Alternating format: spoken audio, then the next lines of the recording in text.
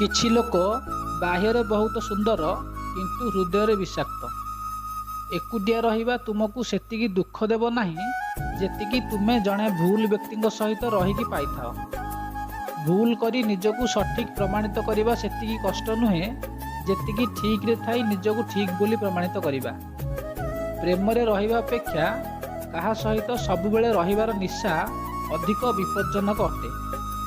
ଅନ୍ୟର ଯାହା ହୋଇଯାଇଛି ତାକୁ ମୁଁ ଟିକିଏ ଚାହେଁ ନାହିଁ। କିଛି ଲୋକ ଏତେ ନିର୍ଦ୍ଦୋଷ ଭାବରେ କଥାବାର୍ତ୍ତା କରନ୍ତି ଯେପରି ଆମେ ସେମାନଙ୍କର ଅନ୍ଧକାର କାର୍ଯ୍ୟ ବିଷୟରେ ଅବଗତ ନୁହଁ। ଜୀବନରେ ମୁଁ ଗୋଟିଏ ଜିନିଷ ଶିଖିଛି, ଯାହାକୁ ମୁଁ ଜୀବନ ଅପେକ୍ଷା ଅଧିକ ଭଲ ପାଏ ସେ ସର୍ବଦା ବଦଳିଯାଏ। କେହି ଜଣେ ତୁମକୁ ଛାଡ଼ିବା ବିଷୟରେ ଚିନ୍ତା କର ନାହିଁ। ଭୁଲ ଲୋକଙ୍କୁ ଯିବାକୁ ପଡ଼ିବ, ଯାହାଦ୍ୱାରା ସଠିକ୍ ଲୋକ ତୁମ ଜୀବନରେ ଆସିପାରିବେ। ଯଦି ତୁମେ କାହାର ଜୀବନରେ ବାରମ୍ବାର ଅପମାନିତ ହୁଏ, ତେବେ ସେହି ବ୍ୟକ୍ତିଙ୍କ ଜୀବନରୁ ବାହାରକୁ ଯାଅ ଯେପରି ତୁମେ କେବେ ନଥିଲ। ଯେତେବେଳେ ଏକ ସମ୍ପର୍କ ତୁମ ପାଇଁ ବୋଝ ହେବାକୁ ଲାଗେ, ଏହାକୁ ଭାଙ୍ଗିବା ବୁଦ୍ଧିମାନ ଅଟେ। ହେ ପ୍ରଭୁ, ତୁମେ ଖାଇବାକୁ କମ୍ ଦିଅ ପଛେ, କିନ୍ତୁ ଯେଉଁମାନେ ନିଜର କହି ଆମ ପିଠି ପଛରେ ଆକ୍ରମଣ କରନ୍ତି ସେମାନଙ୍କଠାରୁ ରକ୍ଷା କର। ଯଦି ଆପଣ ଏକ ସୁଖମୟ ଜୀବନଯାପନ କରିବାକୁ ଚାହାନ୍ତି, ତେବେ ଅନ୍ୟମାନେ ଯାହା କହନ୍ତି ତାହା ଗ୍ରହଣ କରିବା ବନ୍ଦ କରନ୍ତୁ। ଲୋକମାନେ ତାଙ୍କ କାମ ସରିବା ପରେ ତୁମର ନାମକୁ ମଧ୍ୟ ଭୁଲି ଯାଆନ୍ତି। ଯଦି କୌଣସି ଅର୍ଥ ନାହିଁ, ତେବେ ଲୋକମାନେ କଥାବାର୍ତ୍ତା ବନ୍ଦ କରିଦିଅନ୍ତି। ସମୟ ଏପରି ସ୍ଥିତିରେ ପହଞ୍ଚିଛି ଯେ ଯାହାକୁ ତୁମେ ହୃଦୟରୁ ସାହାଯ୍ୟ କରିବାକୁ ଚିନ୍ତା କର, ସେ ତୁମକୁ ପଛରୁ ଆକ୍ରମଣ କରେ। ତୁମର ଖୁସି ଅନ୍ୟମାନଙ୍କ ଉପରେ ନିର୍ଭରଶୀଳ ହେବା ବନ୍ଦ କର, ନଚେତ୍ ତୁମେ ସର୍ବଦା ଅନ୍ୟମାନଙ୍କ ଦାସ ହୋଇ ରହିବ। ବହୁତ ସୁନ୍ଦର ସେହି ଲୋକ ଯେଉଁମାନେ ସମୟ ଆସିଲେ ନିଜ ପ୍ରିୟ ଲୋକଙ୍କୁ ସମୟ ଦିଅନ୍ତି। ମୋର ବର୍ତ୍ତମାନ କୌଣସି ଅଭିଯୋଗ ନାହିଁ। ଏହା କେବଳ ଯେ କିଛି ଲୋକ ମୋ ଆଖିରେ ଛୋଟ ହୋଇଯାଇଛନ୍ତି। ଯଦି ଆପଣ କାହାକୁ ସମ୍ମାନ କରିବାକୁ ଚାହାନ୍ତି, ତେବେ ଆପଣ ଜୀବିତ ଥିବାବେଳେ ଏହା କରନ୍ତୁ। ମୃତ୍ୟୁ ପରେ ଅପରିଚିତ ବ୍ୟକ୍ତି ମଧ୍ୟ କାନ୍ଦନ୍ତି। ତୁମେ ମୋତେ ବିଶ୍ୱାସ କରୁନାହଁ? କିଏ ଜାଣେ, ଏହି କଥା କହି କେତେ ଲୋକ ମୋତେ ପ୍ରତାରଣା କରିଛନ୍ତି।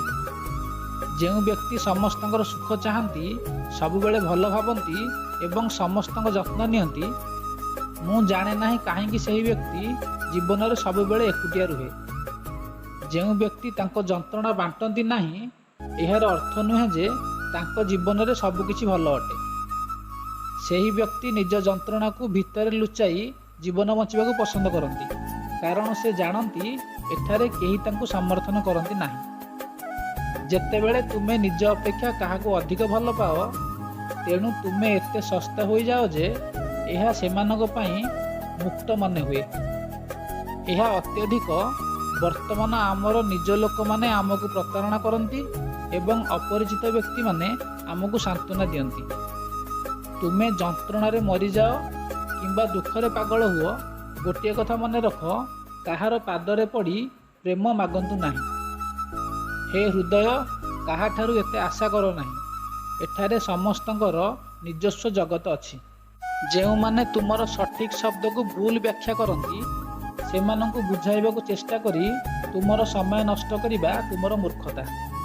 ଯେତେବେଳେ କେହି ତୁମକୁ ଘୃଣା କରିବା ଆରମ୍ଭ କରନ୍ତି, ବୁଝ ଯେ ସେ ତୁମ ସହିତ ପ୍ରତିଦ୍ୱନ୍ଦିତା କରିପାରିବ ନାହିଁ। ଆପଣ ଲକ୍ଷ ଲକ୍ଷ ଡିଗ୍ରୀ ହାସଲ କରିପାରନ୍ତି, କିନ୍ତୁ ଯେଉଁ ବ୍ୟକ୍ତିଙ୍କର କହିବାର ଆଚରଣ ନାହିଁ, ସେ ଜଣେ ଅଶିକ୍ଷିତ ସହିତ ସମାନ। ସେହି ବ୍ୟକ୍ତିଙ୍କ ସହିତ ଅଧିକ ସମୟ ବିତାନ୍ତୁ ଯିଏ ଆପଣଙ୍କୁ ସବୁବେଳେ ସୁଖ ଏବଂ ପ୍ରେମ ଦେବାକୁ ଚାହୁଁଛନ୍ତି। ବନ୍ଧୁଗଣ, ଆଶା କରେ ଆପଣଙ୍କୁ ଏହି ବିଚାରରୁ କିଛି ଶିଖିବାକୁ ମିଳିଥାଇପାରେ। ଯେଉଁ ବାର୍ତ୍ତା ଆପଣଙ୍କୁ ଭଲ ଲାଗିଥାଏ ତାକୁ କମେଣ୍ଟ ବକ୍ସରେ ଲେଖି ଜଣାଇବାକୁ ଅନୁରୋଧ। ଦୟାକରି ଚ୍ୟାନେଲକୁ ସବସ୍କ୍ରାଇବ୍ କରନ୍ତୁ ଏବଂ ଏହିଭଳି ନୂଆ ନୂଆ ଭିଡ଼ିଓର ନୋଟିଫିକେସନ୍ ପାଇବା ପାଇଁ ପାଖରେ ଥିବା ବେଲ୍ ଆଇକନ୍କୁ ପ୍ରେସ୍ କରିବାକୁ ଭୁଲନ୍ତୁ ନାହିଁ।